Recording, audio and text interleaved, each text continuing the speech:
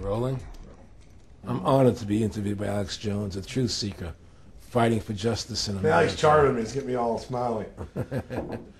So the ultimate goal that these people have in mind is the goal to create a one-world government run by the banking industry, run by the bankers, and they're doing it in sections. The European currency, the euro, and the European Constitution is one part of it.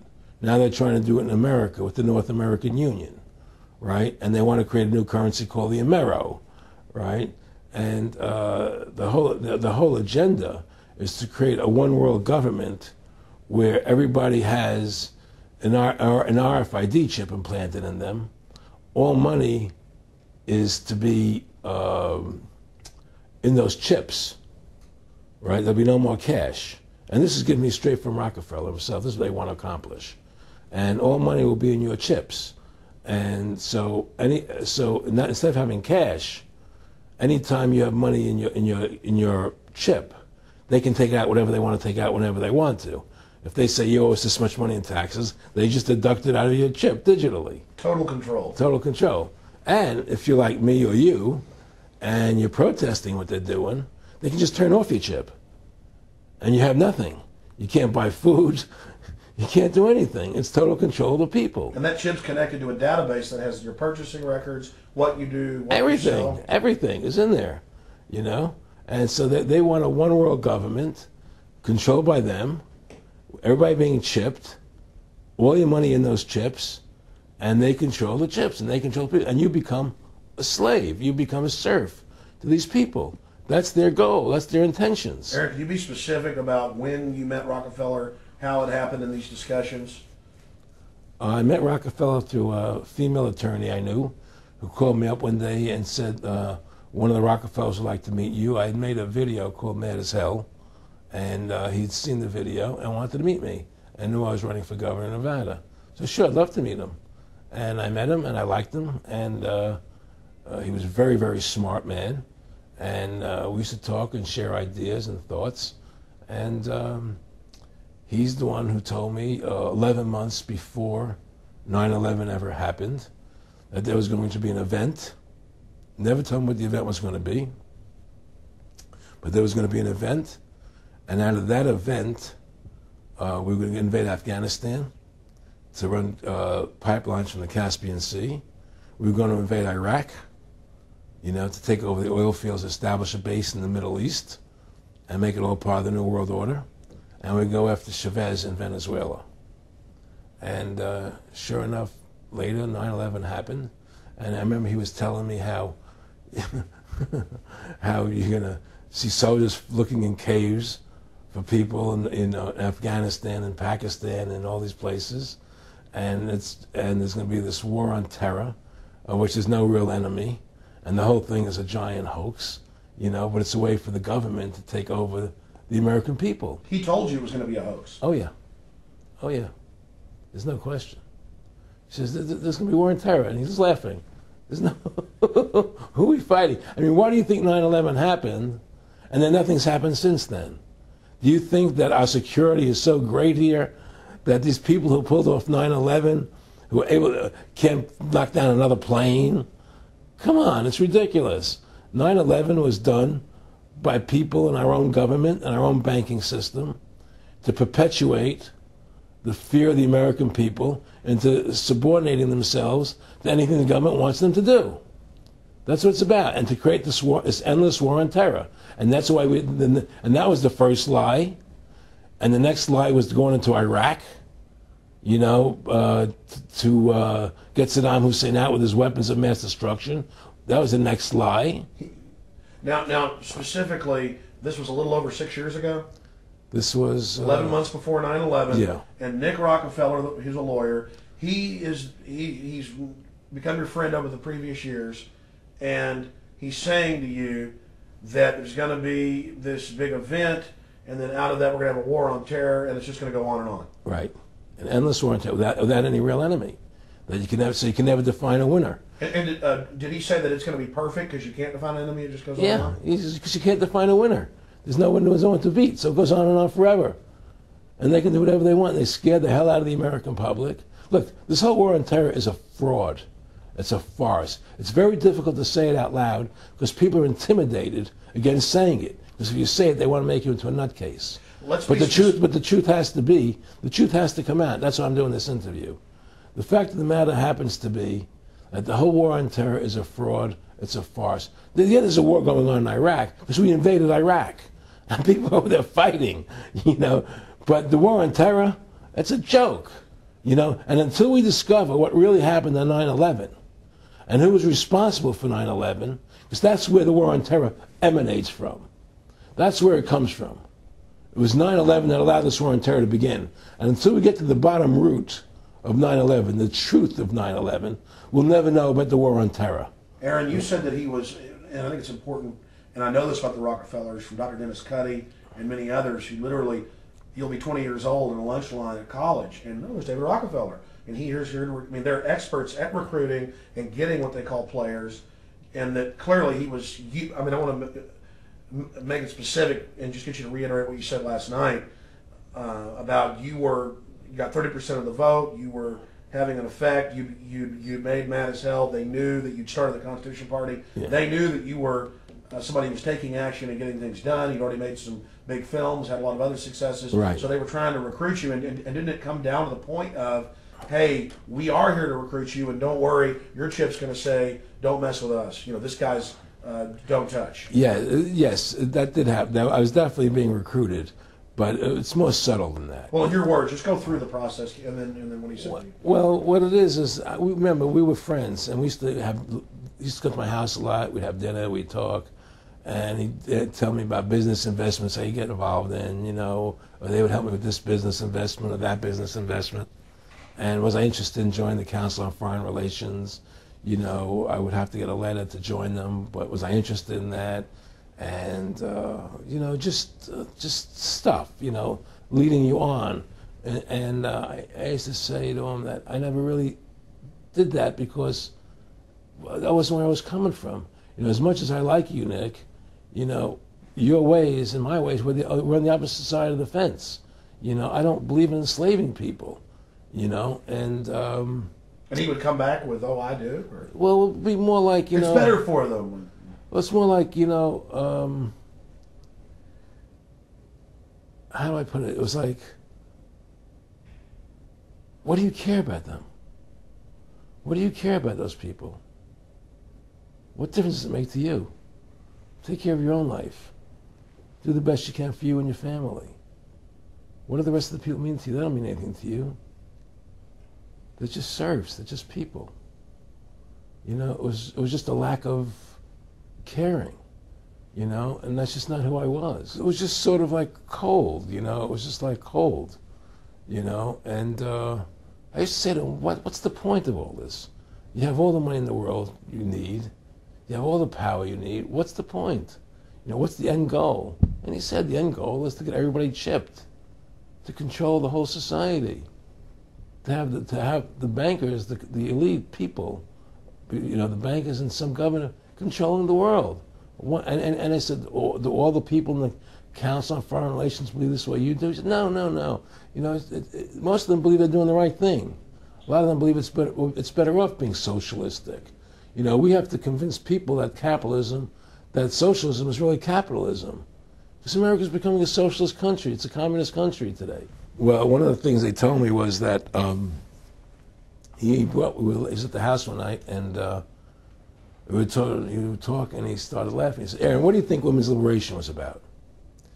And I said, I had pretty conventional thinking about it at that point. I said, I think it's about women having the right to work, getting equal pay with men, just like they won the right to vote, you know? And he started to laugh. He said, "You're an idiot." And I said, "Why am I an idiot?" He said, let me tell you what that was about.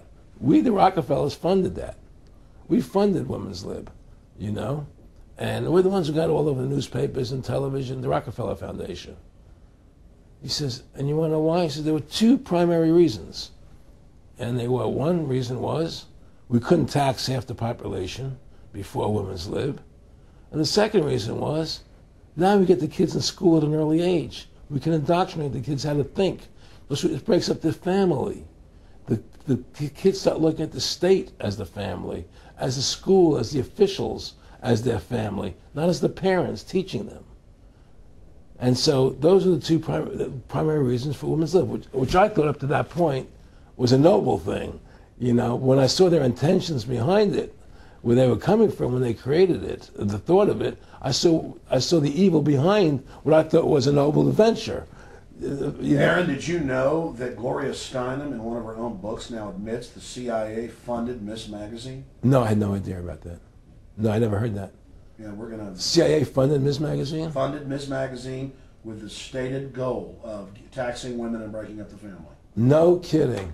I never heard that. Well, Nick told me. I mean, I know it, but not because I know the CIA was involved in it. Well, Gloria Steinem was proud of it. Oh, the CIA wanted to help me help women.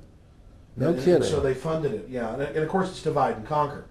Right, and what they do is they focus in, obviously, on real problems. Women were getting shafted in many ways, but the elite wasn't planning to help them. They were planning to really shaft them and take men away from them. Look at what they did with black families. You only had about 10% illegitimacy 50 years ago in black communities, and now it's over 90%. And look at welfare. You were going to give you some money, but you can't have a man in the house. Right. And so that was further to degrade the family, Yeah. totally destroyed. And now illegitimacy is over 50% in the general population. Right. Well, see, the whole thing is these people control the money, so they make all the rules. You understand? And they put whatever rules they want into effect. And the truth is, America has really become a socialist, communistic country. And everybody says it's a capitalistic country. It's not a capitalistic country. You know, how could it be capitalistic when you have a central bank? That's the first. It can't be. You know, It's a planned economy. It's a planned economy. It's a phony. If they want to create prosperity, they just print dollars. They just make dollars or put digits into the economy, and then now you have prosperity. You don't have real prosperity. You don't have real manufacturing. You just have money being injected in. It's an infusion of credit, Which only makes the government go into more debt. Into more debt, my friend. The reason that I wanted to show that to you this afternoon is because of the thinking and reading that I've been doing in connection with the history of the United States, the bankruptcy of the United States, and what has evolved since then. And let me get this, let's hit exit, there we go. I'll review a few facts for you. In 1868, a corporation was formed called the United States Corporation in, if I recall correctly, Scotland. That corporation was incorporated into the 1871 congressional bill establishing the nation state of Washington, D.C. I'm phrasing it that way because there are two countries involved, or two governments involved, when we talk about the United States. We think of the United States government as having been established by the Constitution of 1787 to 1791. And that did establish a government for that collective known as the United States. There is what one person called a flaw in the Constitution, however, because that same Constitution gives Congress complete sovereign authority over the District of Columbia, so that you have two entities that can be, actually three entities that can be called the United States. In fact, the Supreme Court has said there are three definitions of the phrase United States. One definition of the United States is that nation that dwells among the nations of the earth, and that nation is called the United States. The third nation, or the third meaning of the word nation, is that collective of 50 sovereign states, and that collective is collectively known as the United States. The middle one, and I'm referring to the middle one because of the way the Supreme Court has listed it. The middle one refers to the government of the United States that is sovereign over the District of Columbia and the United States territories. Now, I'll put an asterisk on the United States territories in a few moments, but that is the government of the United States when the United States is being referred to as a government. It is the government that exercises sovereign authority over the District of Columbia and the territories. It exercises limited sovereignty over the now 50 sovereign states, inasmuch as it controls interstate commerce, it controls the activities of any of those sovereign states as they are involved in activities of war with some other foreign state. In other words, that United States represents the 50 sovereign United States when we're talking about international affairs, but it only has sovereign authority to tell United States citizens what to do over the United States citizens of the District of Columbia and the United States territory. It has no authority in the Constitution to dictate to a citizen of Iowa what a citizen of Iowa can and cannot do. Okay? So the government of the United States has sovereign authority only over the territories of the United States and the District of Columbia.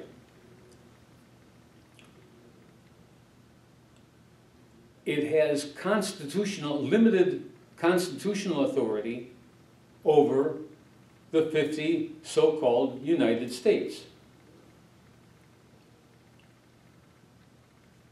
As the government of the United States, of the Federation of the United States, it was required to coin, it was the only authority that was allowed to and authorized to coin money. And when we say coin money, we are talking about the production of coins of gold and silver. That legally is the form of money for the collective United States. The Constitution does not limit what the Congress can do, however, with respect to the government of the United States when we mean by that phrase the government of the District of Columbia. And the government, I'm going to call it the government of the District of Columbia, but that's the only reason I'll call it that is the territory over which this government is sovereign.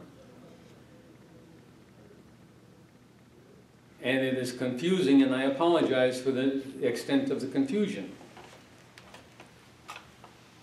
In terms of money, we have the one and same Congress passing laws about interstate commerce and declaring war, and also that one and same Congress passing laws that apply to the citizens of the District of Columbia and territories. But those citizens of the District of Columbia and territories are called United States citizens. And I, as a resident of Iowa and as a natural-born infant from Cook County and Research Hospital in Chicago, Illinois, am a natural-born child, natural-born man of Illinois State. My citizenship, technically, probably is in Illinois State. Since I have moved and established residency in Iowa State, I probably am now considered a resident and citizen of Iowa State. I am not a citizen of the United States. That entity was not defined until the Civil War, and the entity of a United States citizen as a legal entity was created by the 14th Amendment. All black citizens of the United States are obliged, technically and legally, to pay income taxes. I, according to the definitions of the Constitution as established by the Supreme Court, am a non-resident alien. In terms of the Internal Revenue Code and in terms of the United States Code, by the definitions of those two bodies of law, I am a non-resident alien.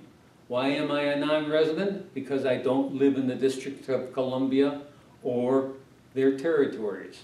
Why am I an alien? Because I am not a citizen of that government that controls the District of Columbia and their territories. By that definition, I am a non-resident alien. There's a famous case that was decided by the Supreme Court called Bruchaber versus probably the United States. Bruchaber sued the IRS because Bruchaber said, I should not have to pay income tax on my dividends from a railroad that he thought had been established in the state of Utah. And Bruchaber was described as a non-resident alien in the Supreme Court's finding. Bruchaber lost his suit, not because he was obliged to pay income taxes, but because the entity that was going to give him dividends was not a creation of the state of Utah. It was a creation of the United States government, that is the United States government of the District of Columbia. And because that income was derived by or derived from a company that was resident and a citizen of the United States, Bruchaber had to pay income tax on it. Now, I'm going to play, this is all building up to a point that I am going to make vis-a-vis the, bless them, the 100 nannies. It's going to come to a point where I have something to say about the beloved people of the Veterans for Peace and all of the groups of people who are trying to change the nature of the United States and the nature of the United States government from below. But I want to show you at least a part of a clip of the air defenses during 9/11.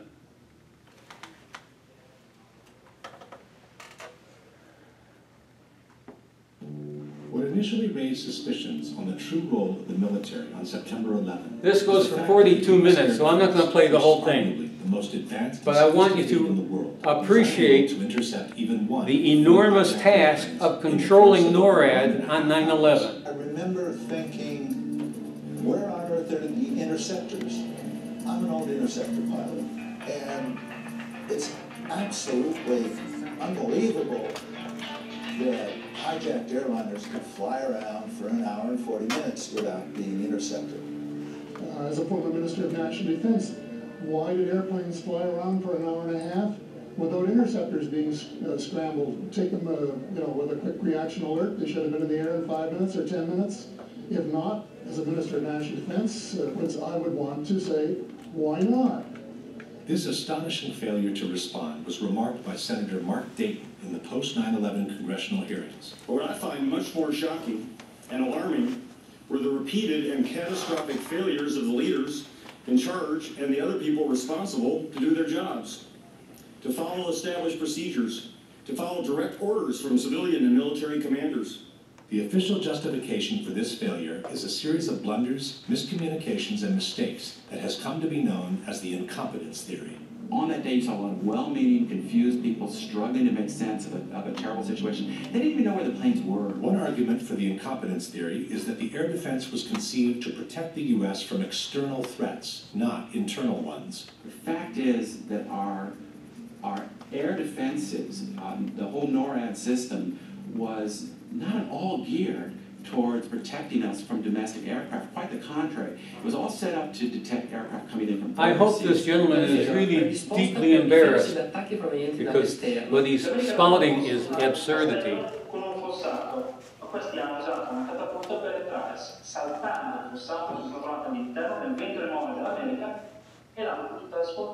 What the debunkers forget to mention is that the responsibility for tracking internal hijacks has never fallen on the military to begin with.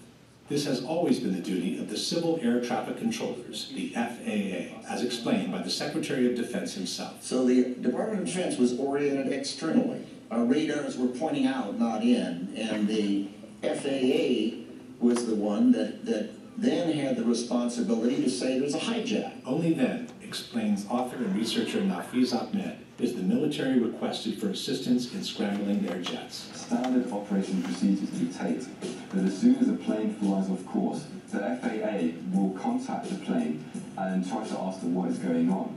If there is a problem or if they cannot establish radio contact, then immediately the FAA will contact the Pentagon, who will, within a matter of minutes, a maximum of 10 minutes normally, will scramble fighter jets to intercept the civilian plane and to analyze the situation and see what is going on. The FAA authority over the national airspace is clearly acknowledged in this exchange between the military from September 11.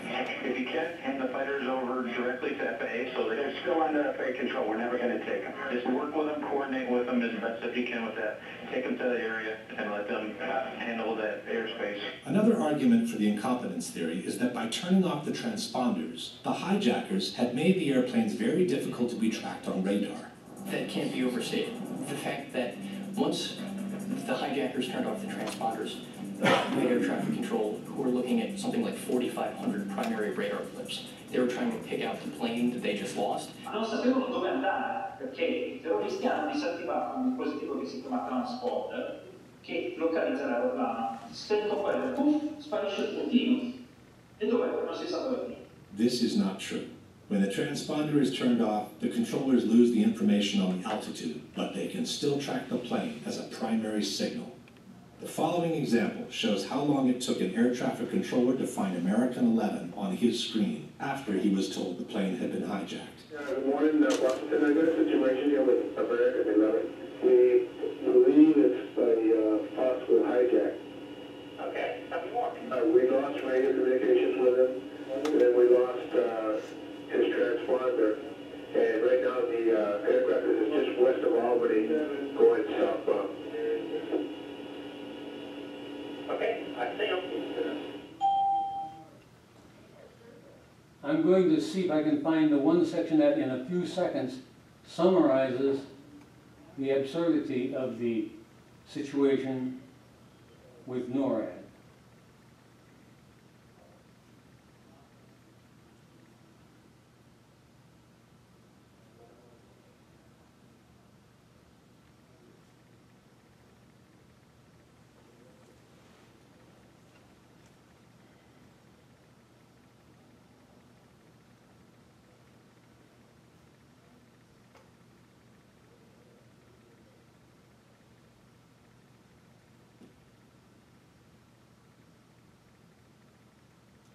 I'm going to have to summarize it off the top of my head, but I don't have a problem with that. There are about 5 levels of 5 levels in the chain of command of NORAD down to the local airstrip and the local pilots. At every single one of those steps, there was interference, what the defenders would call incompetence, but it's difficult to call it incompetence when, for example, at one of those levels, a person who was responsible solely for transmission of orders upstream was in Jamaica and had failed to assign responsibility for his duties. As I've commented to people in other classes, I've carried a beeper in my lifetime, and that is something you simply don't do. You do not abandon your post without having someone else being responsible. The other key element of it is that every single one of those individuals were rewarded for their incompetence. Every single one of them. The reason I wanted to call attention to 9/11 is that 9/11 was a major operation, not of the Mossad individually, and not of Dick Cheney and Donald Rumsfeld individually, and not of a small group of traitors in the American government. 9/11 was a major operation that was either conducted by, or certainly with the approval of, the highest authority. And I don't mean highest government authority. I mean the ruling elite, whatever you want to call them. The Council on Foreign Relations, the, what are some of the terms that Tom would use? I can't recall, they don't come to my mind. But if there is a group of people, as Aaron Russo suggests, who are intent on world power and controlling the world population, enjoying the riches of that control, then that group of individuals was involved in and gave their consent to the attack of 9/11. I'm pointing that out because we are looking at a situation in the United States, and I'm going to play some other videos that make the same point. Contrary to the goal of the 100 nannies about changing one policy of the United States or 3 policies of the United States, or bless them, the Veterans for Peace who want to reclaim a peaceful United States for the American citizenry. We are looking at Western governments that are under the control of the ruling elite. What the United States government is doing, and possibly including this idiotic shutdown controlled by Donald Trump, is engineered for a very specific purpose. Now, I have no problem, I'm delighted that with Ed and Joe and their interest in Veterans for Peace and with the 100 nannies. I see it, however, as we are looking at a gorilla that is under the mind control of a parasite. Very, very, very wealthy parasite. The United States is the gorilla, and England and Germany and France and possibly Italy, the Western world is controlled by money. And the money is controlled by this obscene parasite. And in order to get at that, I am in serious doubt that the steps that the 100 nannies are attempting, and I'm not mocking them, please don't interpret me that way. Let me play you an additional video that will be available for you, Dawn. It's entitled, "Let Your Life Be a Friction That Stops the Machine."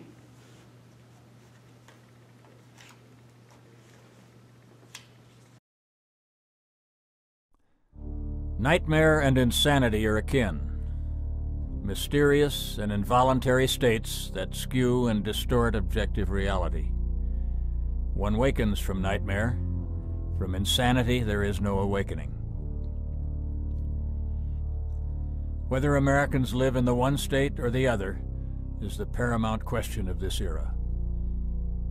For 200 years, Americans have been indoctrinated with a mythology created, imposed, and sustained by a manipulating cabal, a financial elite that built its absolute control on the muscle and blood, ignorance and credulity of its citizenry.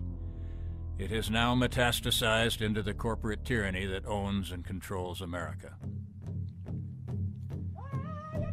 America began with the invasion of a populated continent and the genocide of its people. Once entrenched, it embraced enslavement of another race. With those pillars of state in place, it declared itself an independent nation in a testament that proclaimed the equality of all mankind. In that monumental act of hypocrisy, America's myth had its genesis. A constitution was written that came to be regarded as Holy Writ. Designed by men of wealth and prominence, its central purposes were to defend private property and suppress mass democracy. It has fulfilled those mandates beyond the dreams of its creators. With the existing oligarchy secure in law and native people largely exterminated, the ruling class increased its wealth and power fantastically in the 19th century, using the government as its enabler, exploiting to the limit the device of chartered corporations. So empowered, the financial elite used the military to expand its sway beyond the continent. Regions, territories, islands, and whole countries were annexed, invaded, and possessed outright, their peoples crushed, suppressed, and exploited. Because ordinary Americans, like any people, need to believe that whatever the ruling class undertakes in their name must be essentially benevolent, noble in purpose, and justified in fact, the American myth had to be radically modified for imperial expansion. The foundational myth was that the Americans had come to a howling wilderness teeming with godless savages, and through invincible strength of character and purity of purpose had tamed the land and honorably earned the right to possess their bountiful home. In the era of extraterritorial expansion, that version was polished to justify and ennoble imperialism. The new corollary was that America was obliged by our manifest destiny to carry our mission into barbaric darkness wherever tyranny created abuse and suffering. A national myth that absolutely binds the loyalty of a people to its government must be a subtle and powerful elixir that elevates and aggrandizes that people's self-regard. National policy will then appear to be an extension of its superior citizenry's inchoate will and an instrument of justified arrogance toward the lesser world. The simple, powerful myth of America's heroic and altruistic benevolence, shaped by the financial elite, infused Americans with a hubristic belief in their racial superiority that mobilized gave imperialist enterprises the character of a quasi-religious crusade. In this way, insatiable imperialism acquired the apparent moral perfection of a syllogism. With World War II, the world was reconfigured. American capitalism emerged supreme from the horror that had virtually wrecked its capitalist partners. The Soviet Union, though, in spite of having absorbed much the greatest devastation of all from Nazi Germany, rose astonishingly from its ruin to become the sole rival to America as a world power. This challenge was not competitive, it was systemic. Soviet communism was a direct threat to American hegemony in that it categorically refuted the philosophical basis of predatory capitalism. Grounded in Marx and Lenin, it attacked capitalism's inherent evils, monstrous inequities, and flagrant injustices that, when exacerbated by speculation, exploitation, and fraud, would eventually destroy it. And it promoted world revolution to that end. The Cold War required further refinement of the American myth. Instead of simply intervening where circumstances supposedly demanded that we impose our system, America now had to be the shield and bulwark of the sacred capitalist system in which free enterprise, magically identified with democracy, was equally to be defended. This version held through many surrogate confrontations in the era of mutually assured destruction. In survived even the debacle of Vietnam, lasting until the collapse of the Soviet Union. On radio and television, Americans were subjected to an unrelenting barrage of hyper-patriotism, in which American moral superiority was a given, and America's self-touted courage, generosity, and decency were its unchallengeable proofs. The implosion of the Soviet Union left America, in its own terms, the sole superpower in a unipolar world, which required further retooling of the myth. The practical effect of having no doomsday enemy, China wouldn't do yet, was to supercharge its element of pure hubristic ego. America was no longer just the defender of the free world from heresy. It was now, by virtue of its glorious self-touted exceptionalism, required to oversee and police it in the interests and for the benefit of all. Power tends to corrupt, said Lord Acton, and absolute power corrupts absolutely. When the only rival to American power disintegrated, our ruling elite saw the opportunity, for the first time in history, for one country to absolutely dominate and control the world. This consensus was expressed in a policy statement by major hard right-wing political players titled The Project for a New American Century. This triumphalist manifesto laid out a plan for absolute American access to and control of essential resources and raw materials worldwide, guaranteed by our military enforcing full-spectrum dominance.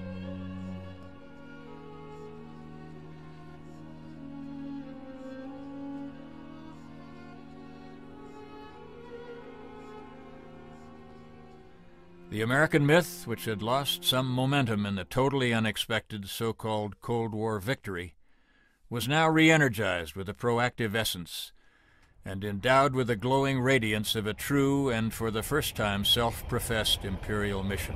The attack on the towers, an unimaginable provocation, was the trigger mechanism for the explosive launch of the effort to impose that imperial model in practice on the world.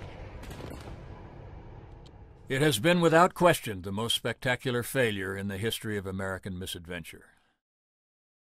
After a decade marked by the waste of trillions of dollars and thousands of American lives, the stunning bankruptcy of our internally burglarized nation, and a consequent recession more fundamentally damaging than the Great One, Imperial America has nothing to show for the astonishing folly of its arrogant overreach, but unequivocal disasters in Iraq, Afghanistan, and Pakistan, with no end of madness in sight.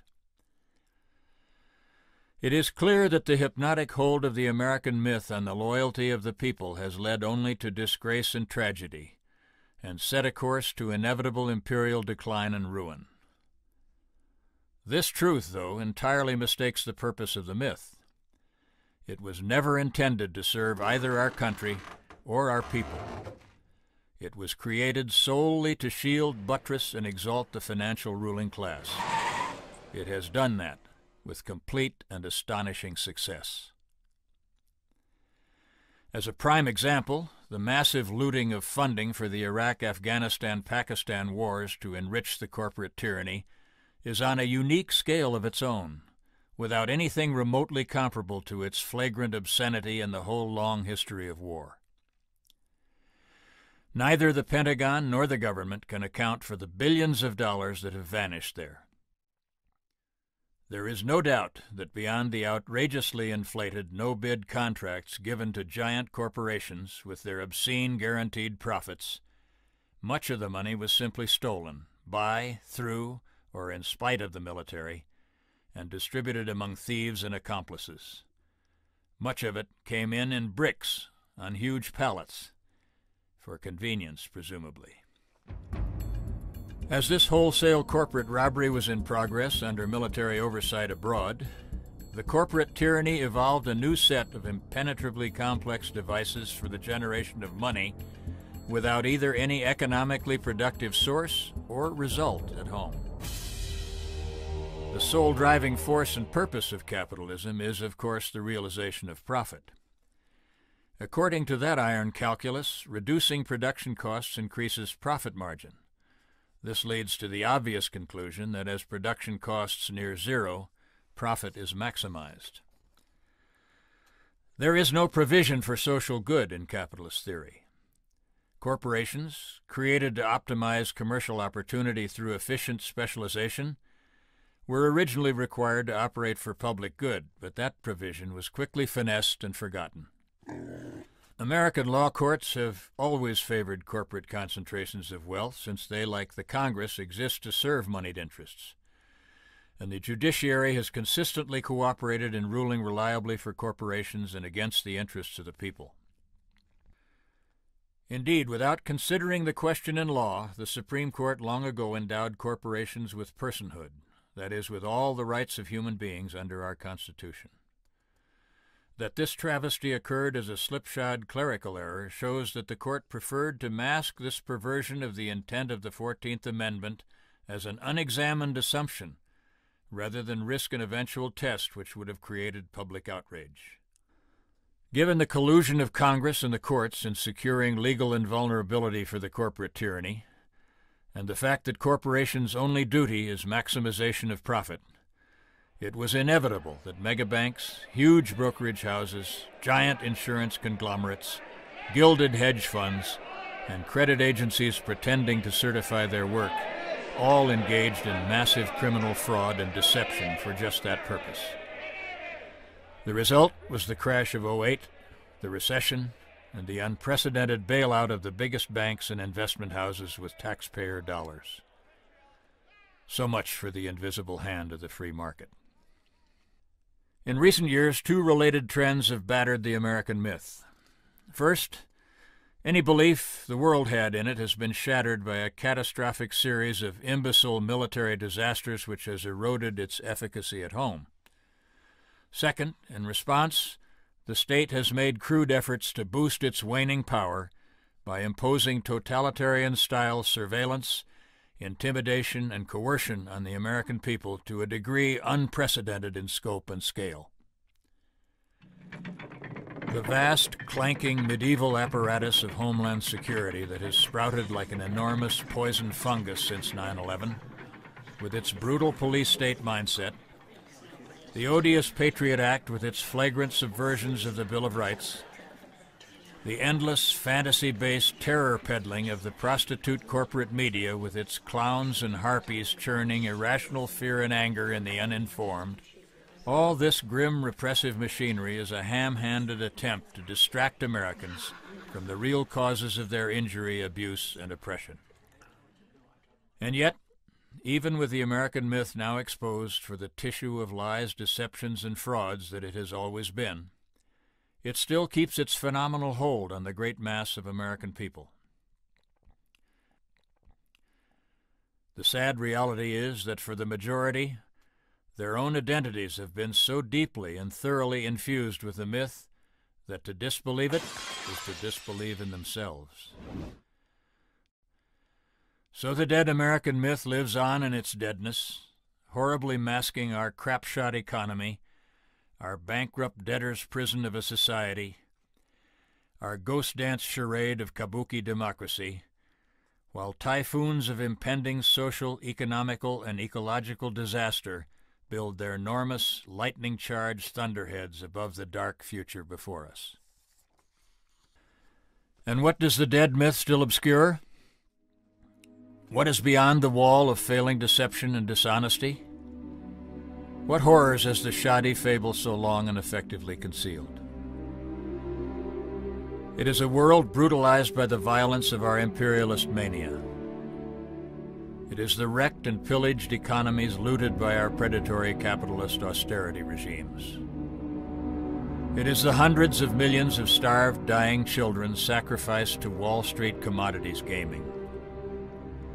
It is the multitudes of innocent, ignorant people barely surviving under absolutist regimes propped up by our tax dollars, while our banks siphon off profits from arming their brutal police states and bribing their kings, sheikhs, or generals.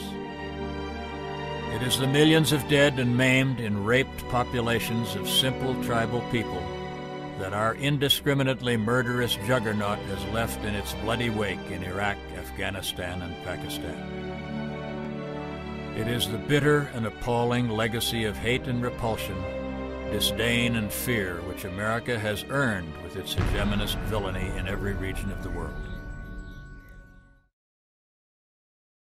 And at home, what is it we Americans have been so complicit in hiding from ourselves, in our devotion to the perverse legend that has come to inhabit our souls like an incubus?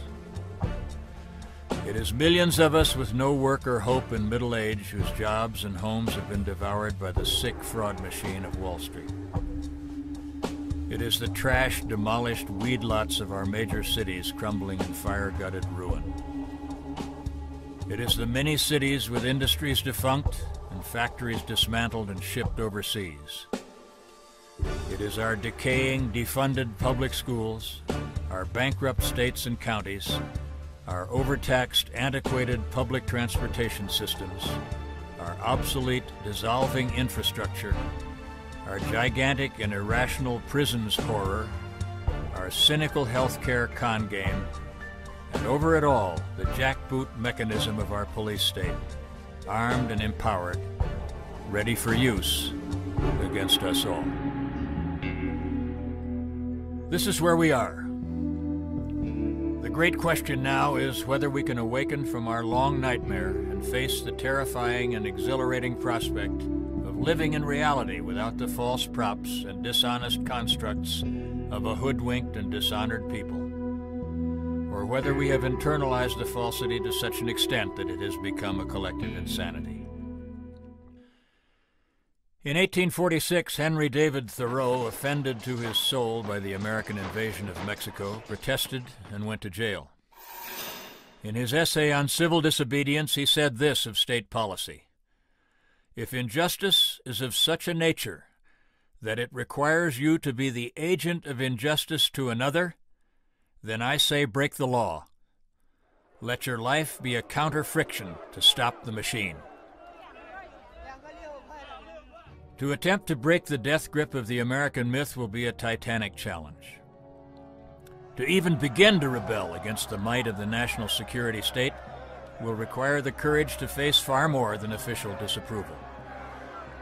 Imperial America will respond to even the most peaceful and orderly protest with hard police action, and the level of repression will rise with the scope and seriousness of the action undertaken. Small protests will have no effect. Organized mass demonstrations will draw the brutally motivated national security state apparatus down upon them. Americans, excepting our underclass, have no experience with violent police or military repression. Those who commit peaceful civil disobedience will swiftly find to their cost how it works. In a national security state that has eradicated all laws that prevent abuse of the public, whatever the state does is legal. To such a pass have we in America come, as a result of our long historic indoctrination and abject submission to our ruling class. To achieve any redemption for Americans, to make possible any more just, humane, and life-honoring society, will require complete abandonment of the system of predatory capitalism. It offers no prospect of reform or improvement, and we have all been witness to the absurdly corrupt idiocy of our so-called democratic process for generations. America is nearing the greatest crisis point in its history, and the terrific coming cataclysm will determine the future of our country. If we cannot rise in dominating numbers to reject the heartless, mindless, soulless machine of imperial predatory capitalism, we will be condemned to a fascistic command and control horror in which human beings are mere possessions of the state, units of production or service, and then perhaps not even that, as excess population in that brave new world may simply be eliminated. That end is not inevitable. We are not lost. We are not defeated, since to this moment we have not engaged. We have not honored our responsibility as human beings. We have not defended our humanity. We have abjured our power and let ourselves be ruled.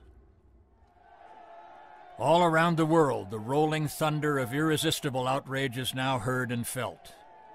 In Egypt and Spain, Syria and Greece, Iraq and Sudan, Afghanistan and Ireland, everywhere the legitimate anger of humanity is fueling an uprising against the dead hand of predatory capitalism and its evils.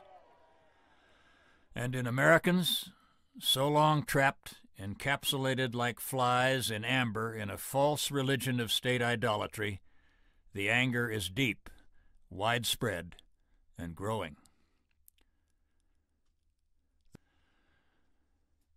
The myth is broken and dead. It is up to those who know and care to lead. Thomas Paine said, "These are the times that try men's souls." Nothing is guaranteed us. That can't matter. We cannot consider odds or outcomes. We simply cannot let the machine of injustice grind on. We must confront with calm courage a vicious, tyrannical system that is destroying the earth and its life and its people. We must put our lives on the line to oppose it, and we must do it now. The nightmare machine of rapacious exploitation has overthrown decency and reason, and its bloody human treason flourishes over us. This must be ended. We must end it. Let your life be a friction to stop the machine.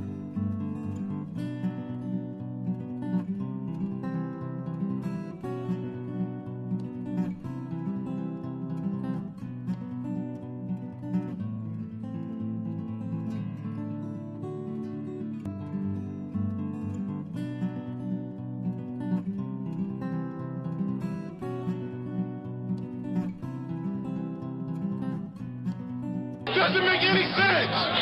How do you sleep at night? There is no honor in this. There is no honor in this. There is no honor in this, man. There's no honor in this shit. There is no honor in this shit. I want to emphasize, and a major reason for including that video, historically, the United States changed during and immediately after the so-called Civil War.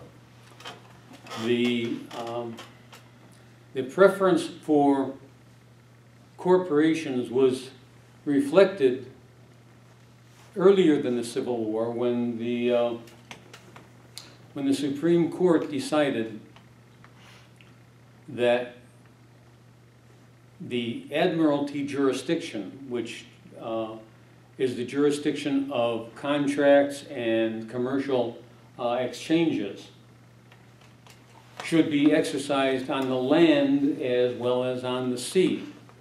Traditionally, the land jurisdiction was governed by common law, and the Admiralty jurisdiction of the sea was governed by commercial law. The Congress, in its favoring of the corporate profit motive, moved the commercial law onto the land. This should have been challenged by the Supreme Court and was not. So that's as early as 1845. When a private corporation assumed the governmental, providing the governmental services for the government of the United States, defined as that entity that had sovereign control over the District of Columbia. When a foreign corporation developed that, the actions of the foreign corporation and the United States government became indistinguishable. You had people wearing two hats, and you didn't know, or you didn't have the wisdom to ask, which hat are you wearing?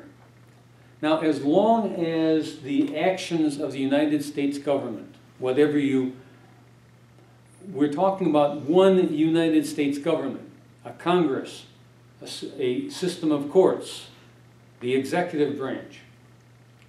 As long as that entity acted consistent with the Constitution of the Constitution for the United States, you couldn't tell whether they were acting as corporate officers or whether they were acting as elected representatives of the people of the United States. However, the entity known as the government of the United States issued bonds after the Civil War that were redeemable in gold. And those certificates progressively became due around 1910. The Federal Reserve System was created in 1913. And a substantial number of those bonds were held by the very wealthy banks of Europe and of the United States.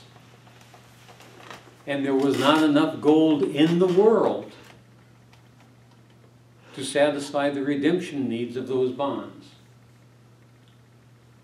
So in 1913, the United States, instead of repaying its debt in gold, hired the Federal Reserve banks to act as the Treasury of the United States.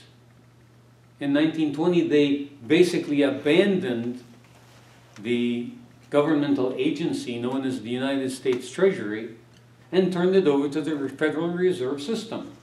Now, almost none of this is taught in school, and almost none of it is known publicly. But it is available in the congressional record and in the books and reports, if you can find them.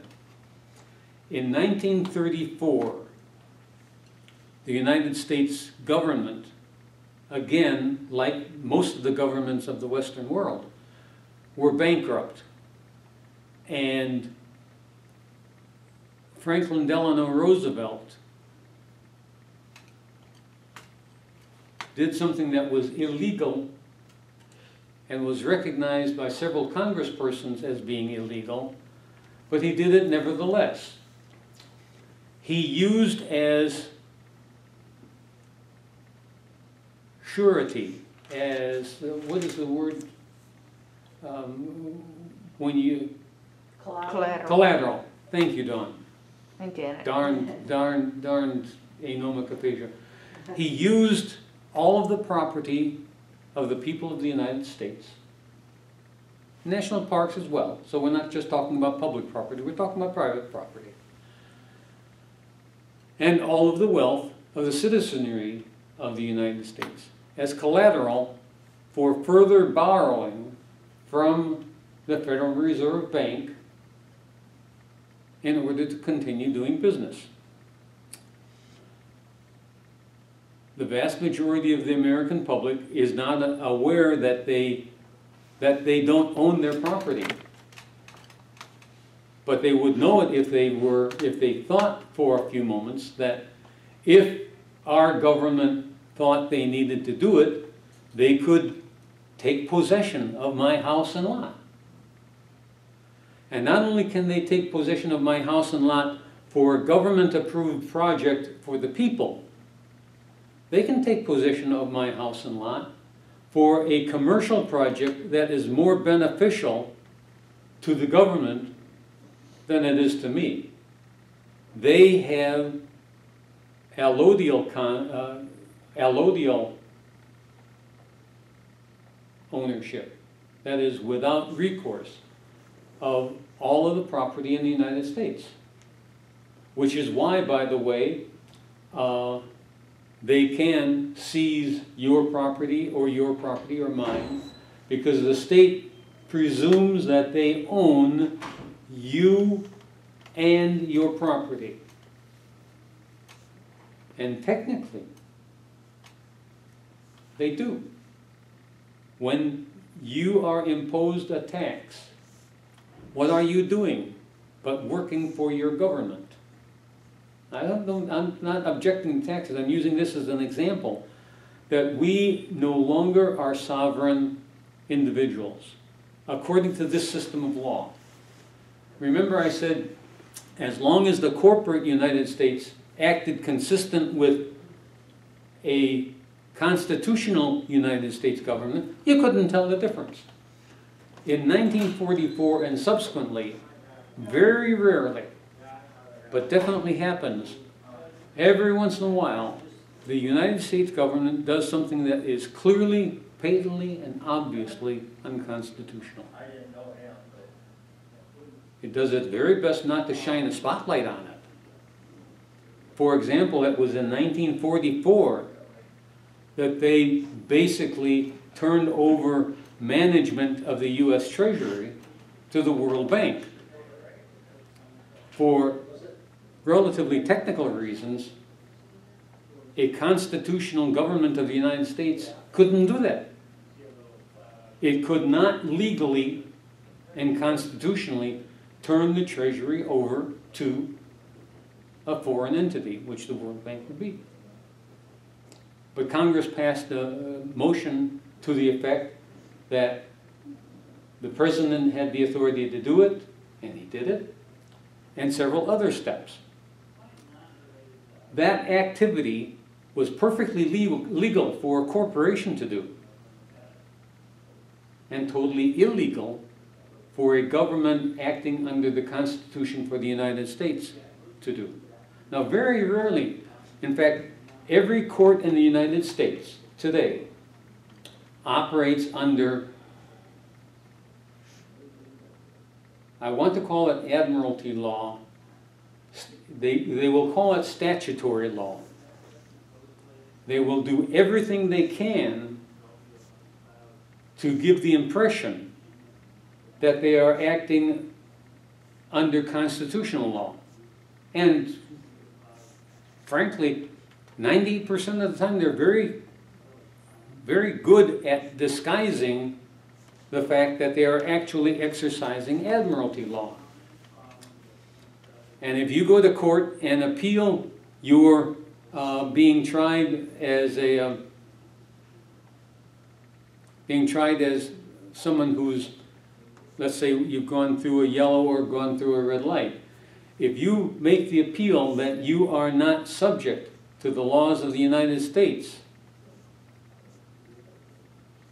there are very specific reasons why that is also true. Because every statutory law of the United States is a contract. And you become responsible for not running that light only and under the circumstances that you have agreed to a specific contract. There are technical reasons why you are not obliged to respect that contract, but I'm not going to get into them right now. I'm very grateful to an individual called Howard Freeman. Howard Freeman and Paul Mitchell are, and you'll find on YouTube a couple speeches by Howard Freeman. Howard Freeman and Paul Mitchell, and Mitch Modeleski has written a very good article called The UCC Connection. These three individuals have done an excellent job of clarifying what the United States government and its representatives want very, very much to make obscure and difficult to understand. Since there is no distinction now between the United States Incorporated and the United States government, I think we are looking at a corporation, whether you want to call it the ruling elites. The ruling elites are certainly in control of the corporation. And Howard Freeman was even in the presence of a judge who had a higher position than what we would encounter in Iowa City. And that judge, because he became friends with Mr. Freeman, said, "You are serfs." He basically said the American citizenry are living in a neo-feudal situation where our lives are not under our control. An absolutely horrendous situation from the point of view of the Founding Fathers. in order to avoid that kind of serfdom, you have to be better at understanding their law than they are. So for the next several weeks, I want to deal in this class with understanding American law. Now, as I share what I find out with you, I'm not making any recommendations as to what you do in situation A, B, C, or D. I simply would like to share with you what I learn about how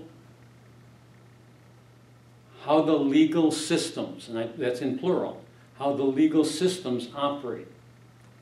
Because unless you know how they operate, you're at their mercy.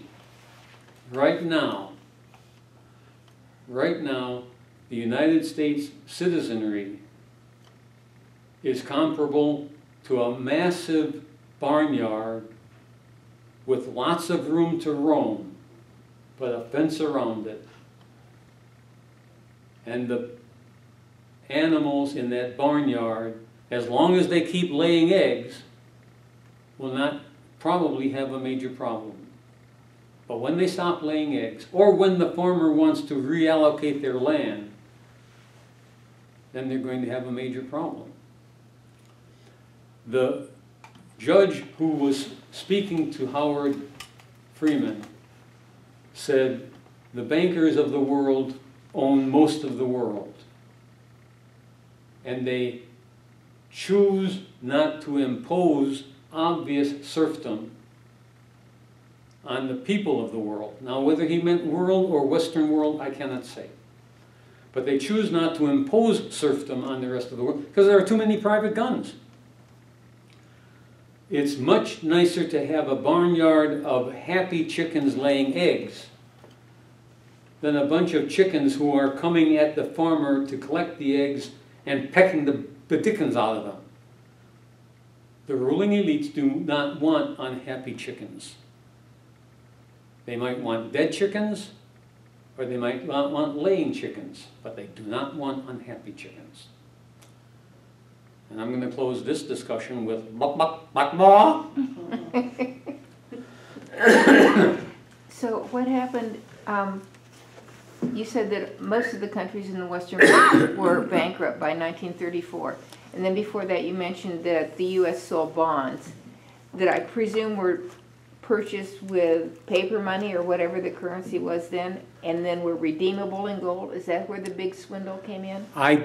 That's an excellent question, and I suspect the bonds were sold in exchange for credit. And the credit was issued by the banks who bought the bonds. So when the government bought or sold the bonds in exchange for the banks buying the bonds, what they paid for the bonds with was credit. So I suspect Issued what to the government? Pardon? Issued credit to the government? Exactly. Without the government, well, I can't comment on what was going through the people's mind. The very fact that we did not have all of that gold in circulation suggests to me that the people or the entities that purchased the bonds purchased them with one form of value, but the bonds were redeemable in a specific form of value. And recall, the constitutional government of the United States was by constitutional mandate only allowed to produce money in gold and silver coin. The government of the United States of the District of Columbia, which is also called the government of the United States, was not bound by that. So the government of the District of Columbia was perfectly free to sell bonds in exchange for credit.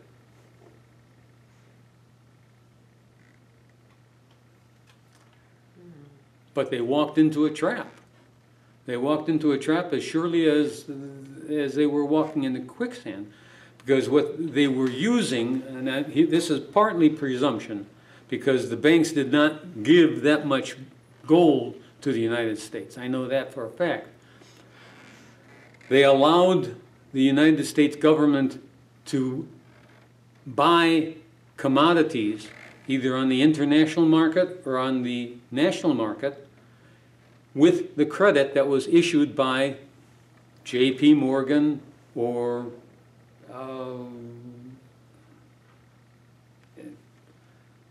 the major one. Jamie Dimon. Chase Manhattan, oh. No. Bank of America. Pardon? Bank of America. Goldman Sachs. Wells Fargo. Goldman Sachs. That's Jamie Dimon. Yeah, that, and I specifically mentioned that because J.P. Morgan is American-owned, Goldman Sachs is owned by the Rothschilds. So you've got European banks, Jewish banks, American banks, Gentile banks. There's no functional difference in that regard. There are more Jews in the ruling elite than is appropriate for their proportion in the population. But we are talking about a mentality that is demonstrated by Rousseau, that the goal is power and the use of the power is the control of the population. Bill Gates wants to control the population. The World Health Organization has been promoting methods of sterilization. I think it was the WHO that sponsored 2 different uses of a tetanus toxoid that was spiked with HCG, which is a human hormone that by immunizing people against HCG, they were making women unable to carry a pregnancy to term.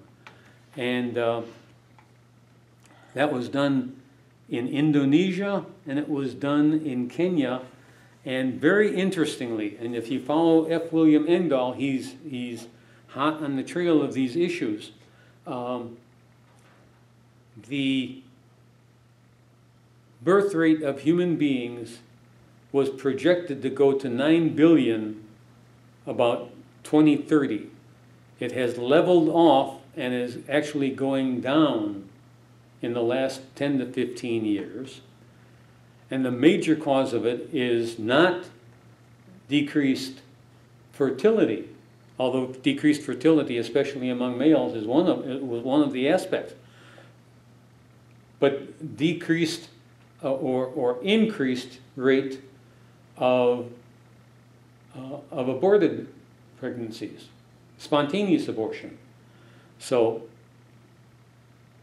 there is no good scientific explanation why women are having more and more spontaneous abortions, but that has been a major factor in the decrease or in the lack of increase of human population in the last 10 to 15 years. Looks like Gates might be succeeding.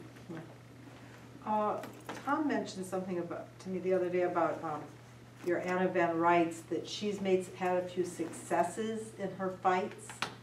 Now, Tom said what and what? That Anna Van Reitz, is that her name? Van Reitz, right. That she's just recently had some successes in all the fighting she's been doing for, but I don't know what. I mean, you have heard? I have very mixed thoughts and feelings on Anna.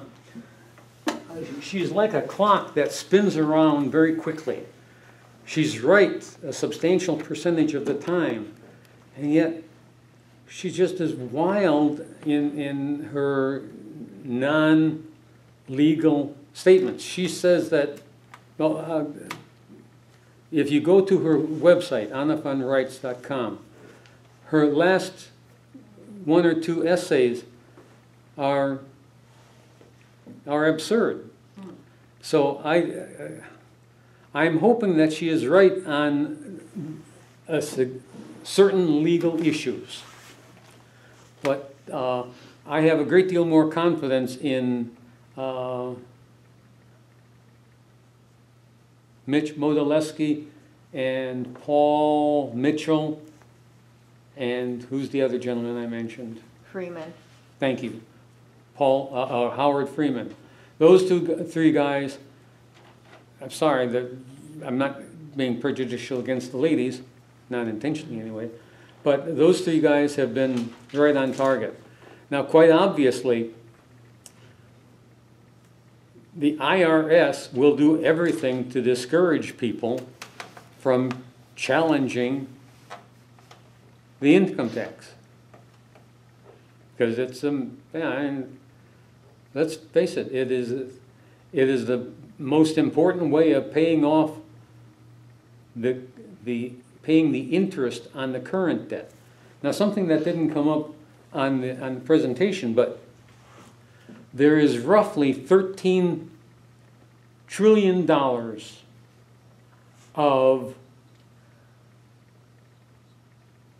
Pentagon debt that is totally unexplained. Totally unexplained. Have the biggest idea. If the United States was bankrupt in 1934, when the so-called national debt was probably somewhere in the vicinity of I'm going to guess 2 trillion, but that is in all honesty a guess. It's now in the vicinity of 22 trillion. So I guarantee you, to the extent that we obey our government, we are living as serfs.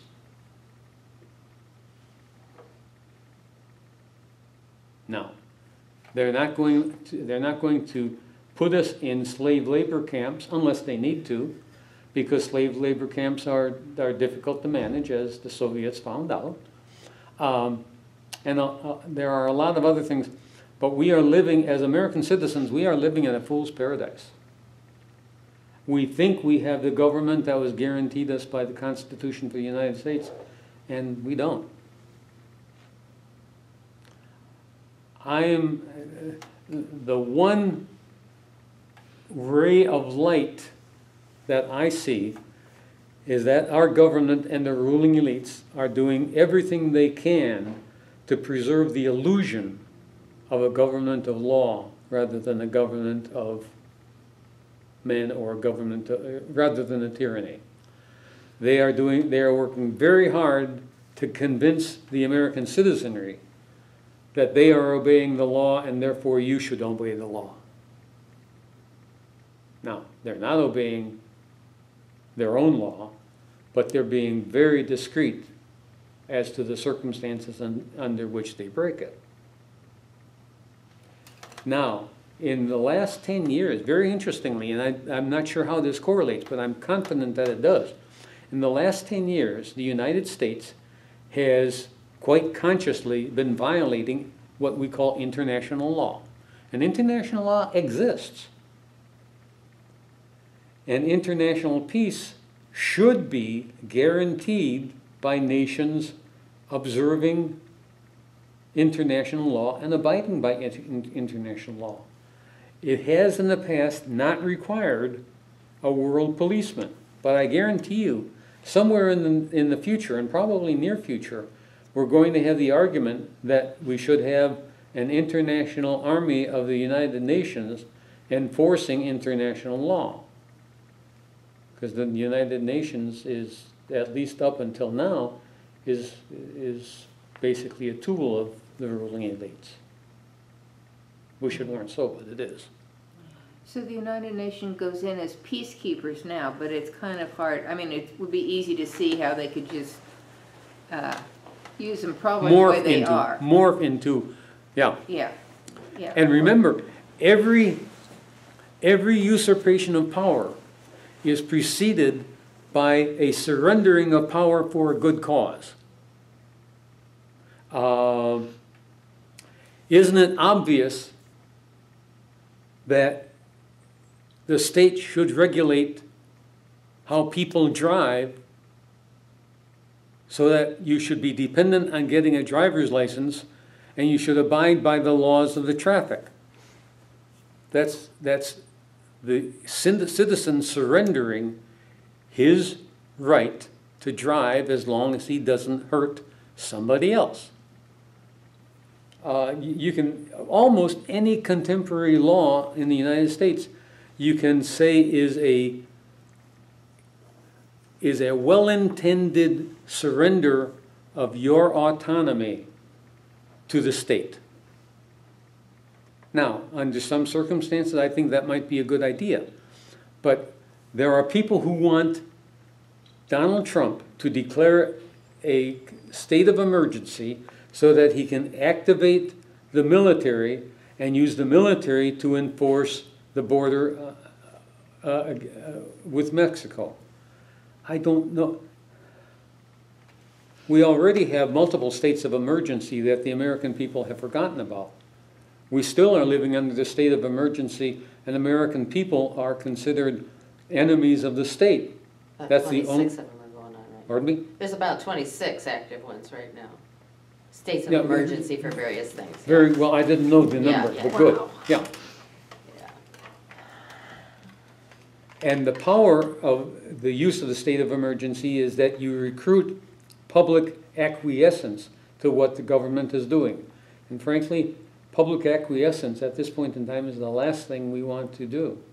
I think you'll probably lose it in court because Truman challenged state of emergency during World War II because the steelworkers went on strike. And he wanted to call a state of emergency to require that, and the court didn't go with it. Remember, however, that the court is crooked. Yeah, that's true. Well, I shouldn't say it's true, but I don't know. It does its very best to look like it is following the Constitution. And even when it doesn't, it finds some mealy-mouthed way of looking as if it does. The unsigned Supreme Court decision to award the presidency to George Bush had a twisting reason to get to the point where they wanted to get to. So they carefully. Oh, one other thing that you should be aware of. There are two types of courts in the United States. There is the Constitutional Supreme Court that is established by Article 3 of the Constitution. There is also a system of courts that are predicated on congressional authority. So the Congress has established its own court system that is based on Article 1 rather than Article 3. And Article 1 courts are perfectly free to judge issues according to admiralty law, according to contract law, because they're basically interpreting the enforcement of congressional laws and departments. By the constitutional rule, the Supreme Court and Article 3 courts are to judge according to common law. But it is now, since 1938, the situation, and the judge that was speaking with Howard Freeman admitted this, since 1938, courts are issuing their judgments not on the basis of common law, but according to admiralty law, but they don't call it admiralty law. They call it statutory law, because the last thing they want to do is admit that they are adjudicating contracts. So they call it statutory law. But in point of fact, it is in every other respect admiralty law. So they are judging commercial contracts. The reason you could be condemned as a criminal in a federal court is because you have a statutory responsibility as a U.S. citizen.